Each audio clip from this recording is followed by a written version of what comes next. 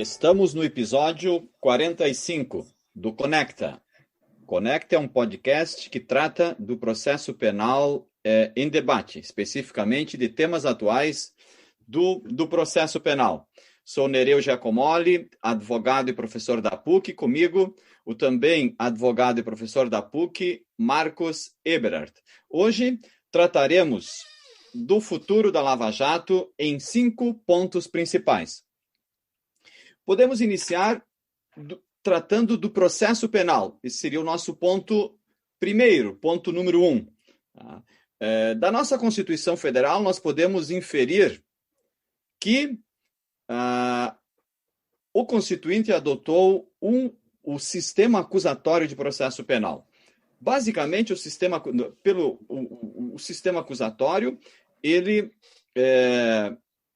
determina, um dos seus postulados básicos é a divisão de funções dentro do processo penal.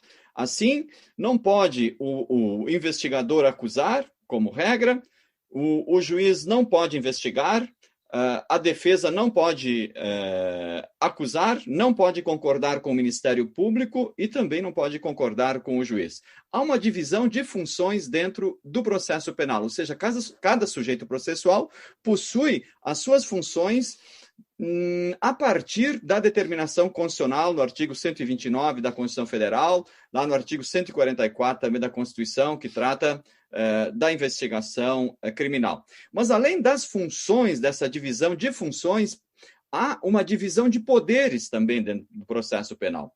Porque a autoridade policial exerce um poder de investigar, que essencialmente cabe à autoridade policial, à polícia investigativa, o poder de acusar, o poder de investigar. O poder de acusar compete ao Ministério Público e ao juiz compete o poder de julgar, de conduzir o processo e de julgar.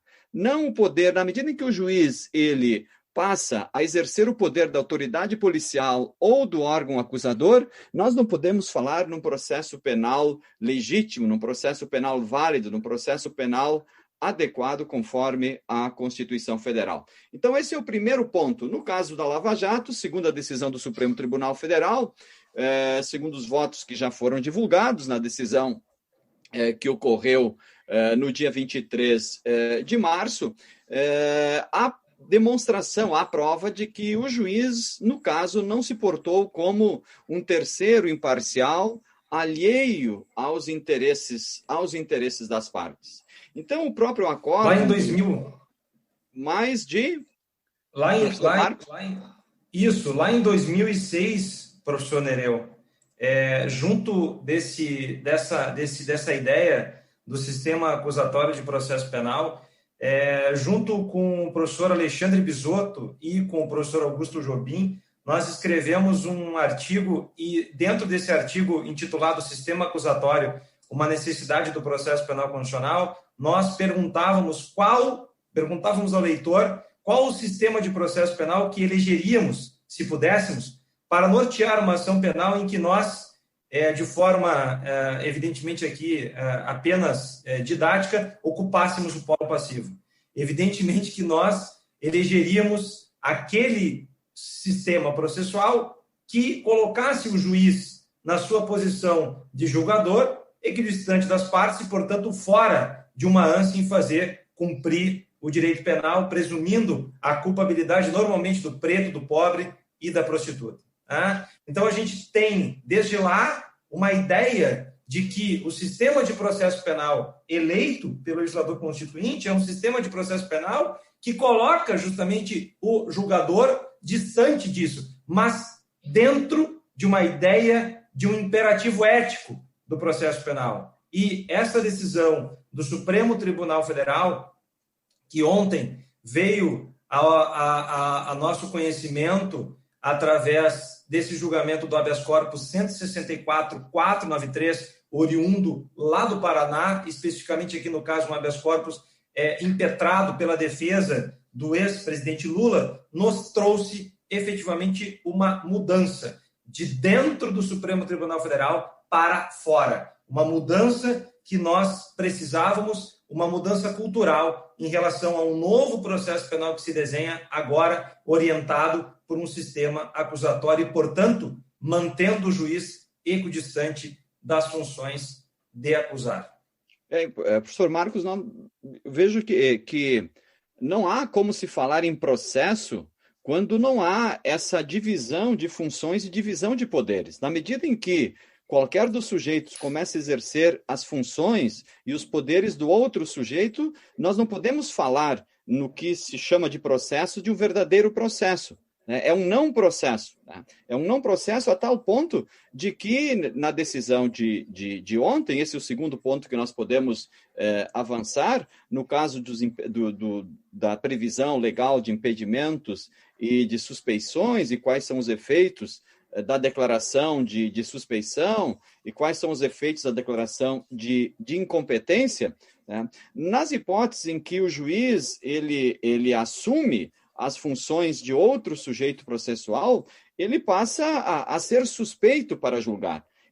Isso é, se presume que, na medida em que o juiz demonstra claramente, exterioriza a sua conduta, que não é apropriada e constitucionalmente adequada como de um julgador, de um terceiro imparcial, ele passa a ser suspeito, ou seja, ele não tem condições de decidir, de continuar no processo e nem de decidir. E, eventualmente, quando esta suspeição ela é constatada e declarada, como foi declarada no julgamento do Supremo Tribunal Federal, no caso do Triplex, no dia 23 de março, quando ela é declarada posterior a decisões tomadas e posteriormente à colheita da prova, todas as decisões elas se tornam sem efeito. E também esta prova que foi colhida pelo juízo, foi produzida perante o juiz suspeito, declarado suspeito, esta prova não pode mais ser considerada, nem para oferecimento de uma denúncia,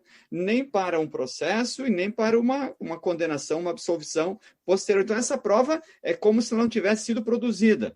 Esse é um dos efeitos da suspeição que diferem da declaração de incompetência. No caso do ex-presidente Lula, ele responde a vários processos, então em 4 deles foi declarada a incompetência. Então os processos que estavam no juízo de Curitiba, onde foi declarada incompetência, eles foram remetidos para a Justiça Federal de Brasília. Então foi declarado o juízo de Curitiba incompetente.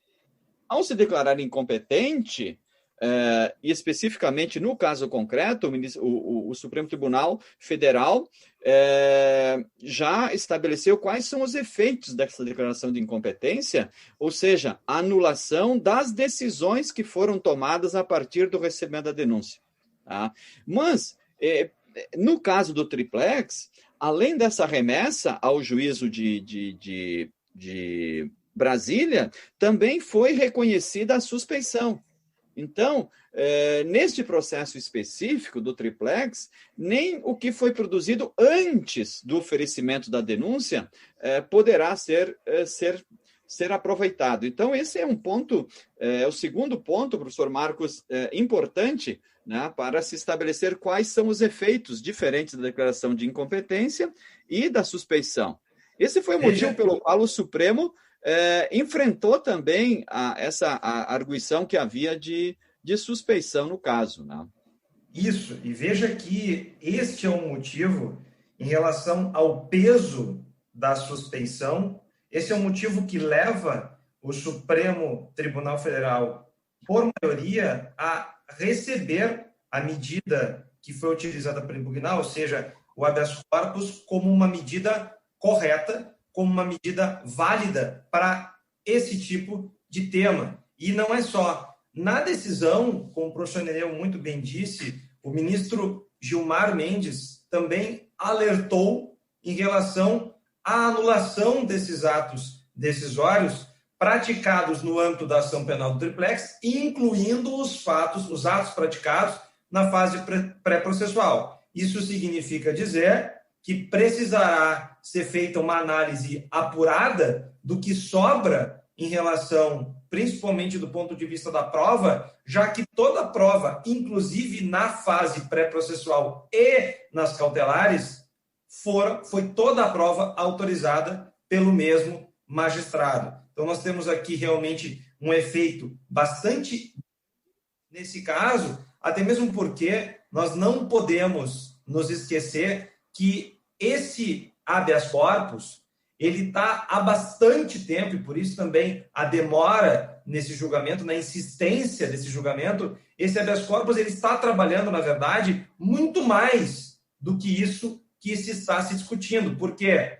Por que muito mais? Porque temos um deferimento de uma condução coercitiva, no caso, na época do paciente e de seus familiares, sem que tenha havido prévia intimação preventiva pela autoridade policial. Lá naquela época, nós nos manifestamos nas redes sociais sobre isso e também nos nossos escritos, porque a condução coercitiva ela estava há muito tempo morta, e daí ela foi, então, renascida através de um procedimento completamente equivocado, já que sem uma intimação anterior, sem um não anterior do paciente. Nós também temos um problema sério em relação à autorização para interceptação de canais telefônicos do paciente, mas dos seus advogados, o que traz um ponto que nós trataremos aqui nesse episódio do Conecta, também estamos tratando agora, que é a questão da criminalização da advocacia. Aliás, ponto, inclusive, que foi objeto do episódio número 44, com o professor Diogo Malan. Mas não é só. Nós temos aqui a divulgação de áudios captados em decorrência de interceptações telefônicas autorizadas, mas entre autoridades que tinham um foro especial. Nós temos diversos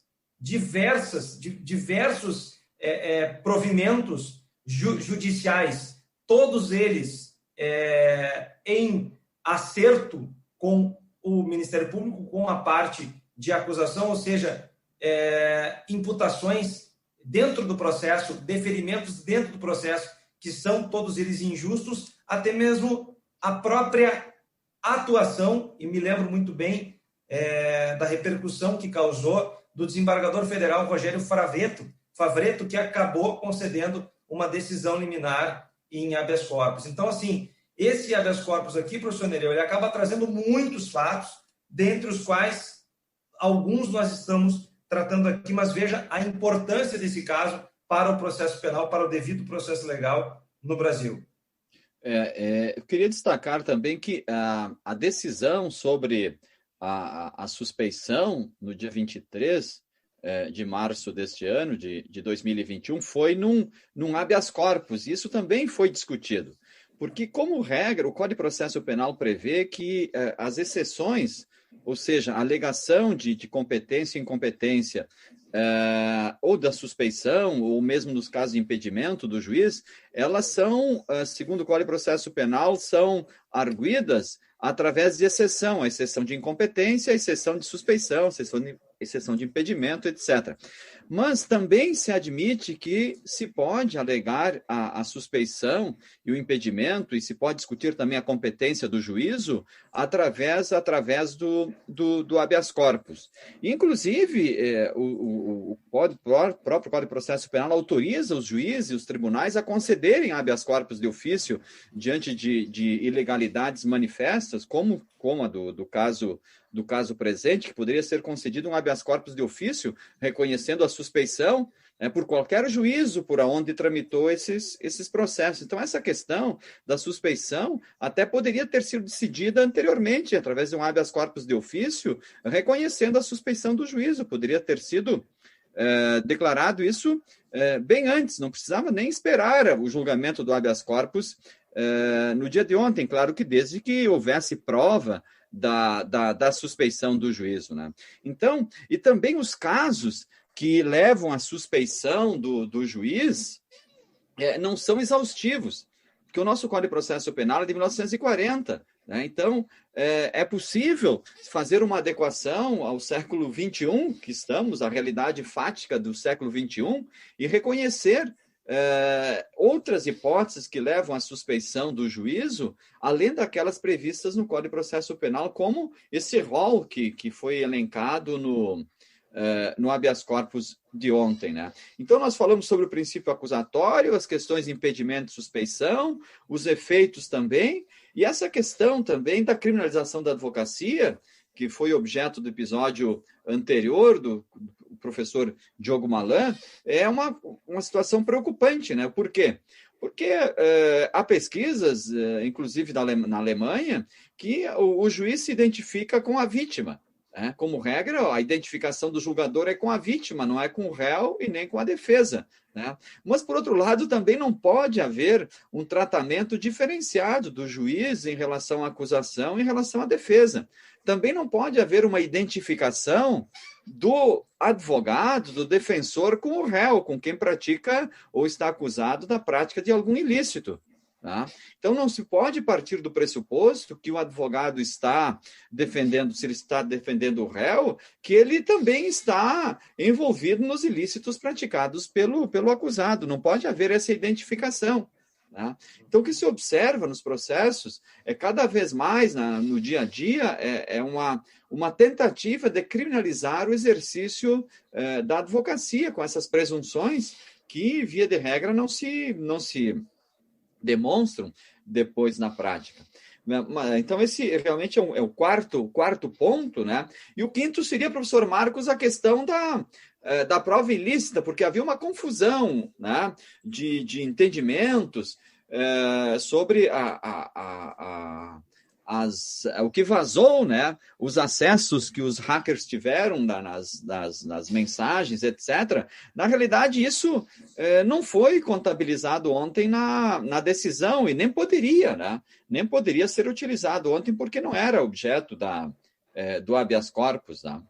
Sim, eu vejo aqui, professor Nereu, com muito pesar, um grave equívoco de interpretação no voto do ministro Nunes Marques, que nos trouxe a ideia de que que eles estariam cometendo um crime, apurando outro crime, ou seja, que o Supremo Tribunal Federal não poderia errar desta forma. Bom, mas o ministro ouvidou-se aqui de que a impetração original, ela trabalhou aquilo que trabalhou em todos os graus de jurisdição. Desde o primeiro grau em Curitiba, a impetração original trabalhou na apelação, trabalhou em recurso especial, trabalhou em recurso extraordinário, o que é? A suspeição do magistrado. E, posteriormente apenas, nós vimos a ter notícia dessas mensagens hackeadas, que apesar de estarem referidas depois, no futuro desse habeas corpus e serem de conhecimento de todos, essas mensagens não fazem parte do pedido original da impetração. Ou seja, nós não precisaríamos dessas mensagens para declarar a suspeição do ex-juiz Sérgio Moro. Essas mensagens, elas acabaram apenas colocando uma cereja nesse bolo de suspeição, tá? Nesse bolo desse relacionamento extremamente espúrio entre o magistrado e, no caso, a acusação. Então, professor Marcos, nós poderíamos perguntar o que vai acontecer com os processos que saem agora, já saíram, estão saindo de Curitiba e vão para Brasília, né? Vão para Brasília, né? Então, nós poderíamos perguntar o que vai acontecer, né? Nós temos situações diferentes, né, entre aqueles processos onde foi declarada a incompetência, né, e o da suspeição. Né? Nós temos vários corréus, né, que certamente vão aproveitar o momento, e aqui o verbo aproveitar ele não é pejorativo, ou seja, eles vão efetivamente surfar essa onda em relação a uma decisão do Supremo Tribunal Federal que abre um precedente importantíssimo no processo penal brasileiro, no maior erro, né, que nós já pudemos, na maior violação do devido processo legal que talvez tenha havido na história do sistema jurídico penal brasileiro. E, a partir disso, certamente, as outras defesas vão trabalhar, além do que já trabalharam, evidentemente, a suspeição. Por quê? Porque se trata de um mesmo juiz e se trata de um juiz que, além das mensagens dos hackers, tratava os réus dentro do processo e tratava a acusação dentro do processo de formas completamente diferentes. E aqui um ponto fundamental que passou, não despercebido, mas passou com uma importância menor. É o fato de que, neste processo especificamente, nesses julgamentos da Lava Jato especificamente, nós sempre sabíamos das decisões judiciais pela mídia e nunca pelo andamento processual. Então, se alguém atento tivesse cuidando dos movimentos processuais, como estavam os advogados, isso era notório. Aliás, a defesa do ex-presidente Lula várias vezes construiu teses ao redor disso, de ter sido postado na mídia uma decisão judicial sem ter sido postada no sistema de controle processual. Quer dizer, nós temos aqui um caso que realmente é abominável em relação a esse relacionamento espúrio, professor Nereu. O professor Marcos também, um dos artigos do Conjur, do professor Badaró, refere lá dois expedientes, não podemos falar disso de processo, né? Dois expedientes que tramitavam e não foi dado conhecimento à defesa. Inclusive, em um deles, pelo menos, houve gravações de conversas do professor Badaró, advogado, com o cliente.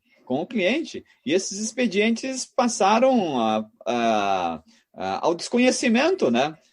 Foram sigilosos, secretos, tramitaram em segredo, né? Sem a publicidade, que o professor Badaró só ficou sabendo desses expedientes, né? Quando foram divulgadas aquelas mensagens que foram hackeadas, né? Depois foram juntadas no processo lá no Supremo e foi dado vista, né? Mas aí qual seria o futuro da Lava Jato, né? Bom, primeiramente, a Lava Jato não é uma instituição, né? Parece que estamos tratando de Lava Jato como se ela fosse uma entidade, uma instituição, né? Se trata de mais uma operação, né? Uma operação que tem seus pontos positivos, né? Do ponto de vista de recuperação, de investigação, desvendamento de ilícitos, etc., né? De integração de determinadas pessoas ao sistema criminal e etc., mas ela mancha o sistema jurídico processual brasileiro com essas questões de ofensa ao princípio acusatório, né? Então, evidentemente que as investigações deverão, na minha concepção, seguir normalmente, né? Mas não se tratar a Lava Jato ou qualquer outra operação como se ela fosse uma instituição, né? Ela não fala por si só, não tem voz própria, né? Se trata de uma investigação, de uma mega investigação, como poderão haver outras, né? Então, não há como se tratar isso como uma instituição e dar um tratamento diferenciado a esses tipos de processo, a látera do devido processo legal, né? Não importa se trata de Lava Jato ou de qualquer outra operação, de um simples processo, de uma simples investigação, de uma tentativa de furto, por exemplo, deve-se obedecer em todos os processos, todos os casos, o devido processo legal, né? Então, isso não impede, no meu ponto de vista, a declaração da incompetência, especificamente nos processos do ex-presidente Lula, e a declaração de suspeição, especificamente num dos processos, né, não impede o prosseguimento dos demais processos, né, e o prosseguimento das investigações. Eu não vejo isso como um impeditivo disso, né?